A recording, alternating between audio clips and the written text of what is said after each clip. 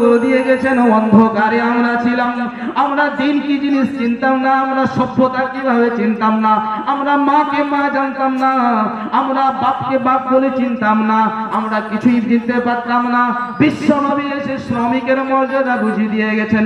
বিশ্ব নবী এসে আপনার কি বলে মায়ের মর্যাদা বুঝিয়ে দিয়ে গেছেন। বিশ্ব নবী এসে নারীর মর্যাদা বুঝিয়ে দিয়ে গেলেন। বিশ্ব নবী সাল্লাল্লাহু আলাইহি ওয়াসাল্লাম মসজিদে নববীতে বসে আছেন, আল্লাহ রাসূল সোনার জবানে বয়ান করছেন। এই সমস্ত অবস্থায় সাহাবীদেরকে নিয়ে বয়ান করছেন। আল্লাহ রাসূল সাল্লাল্লাহু আলাইহি ওয়াসাল্লাম মসজিদে নববীতে বসে বসে দেখতে পেলেন একটা বৃদ্ধা মহিলা উটে সওয়ারি হয়ে এসেছেন। আল্লাহ রাসূল সাল্লাল্লাহু আলাইহি ওয়াসাল্লাম বয়ান বন্ধ করে দিয়ে গিয়ে সেই বৃদ্ধা মহিলার কাছে গেলেন এবং বৃদ্ধা মহিলার জন্য নিজের চাদর মোবারকটা, পাগড়ি মোবারকটা বিশ্ব নবী বৃদ্ধা মহিলার জন্য আসন তৈরি করে দিলেন। বলুন না সুবহানাল্লাহ। ভাই মোহতরম বুজুর্গ, বিশ্ব নবী সাল্লাল্লাহু আলাইহি ওয়াসাল্লাম সেই বৃদ্ধা মহিলার সঙ্গে কানে কানে কি যেন কথাবার্তা বললেন। বিশ্ব নবী কথাবার্তা বলার পরে মহিলাটা আবার উঠে সওয়ারি হয়ে চলে যায়।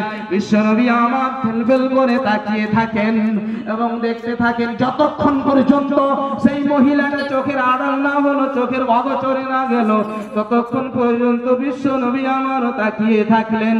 বিশ্ব নবী সাল্লাল্লাহু আলাইহি ওয়াসাল্লাম মসজিদে নববীতে এসে বয়ান শুরু করলেন। বয়ানের শেষে একজন সাহাবী বললেন, ইয়া রাসূলুল্লাহ, ইয়া হাবিবাল্লাহ, আমাদের বাপ মা আপনার পায়ে কুরবান যাক।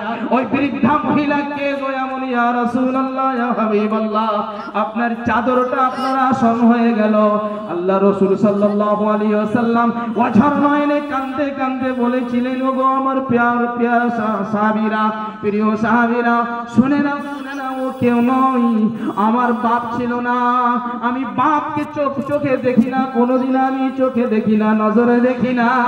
বিশ্ব নবী বলেন, আমার মায়ের পেটে যখন আমার আব্বা ছিল, আমি যখন আমার মায়ের পেটে ছিলাম, আমার আব্বা তার আগেই মৃত্যুবরণ করেছে। আমার বাপের চেহারাটা আমি কোন রকম ভাবে দেখি না। 6 বছর বয়সে আমার মা ইন্তেকাল করেছে। আমার প্রিয় সাহাবীরা রে, শোনো, ও কেউ নয়। মক্কা নগরীতে যখন আমি ভূমিষ্ঠ হই, সেই সময় আমাকে কেউ নেয় না, কেউ আমার মর্যাদা দেয় না।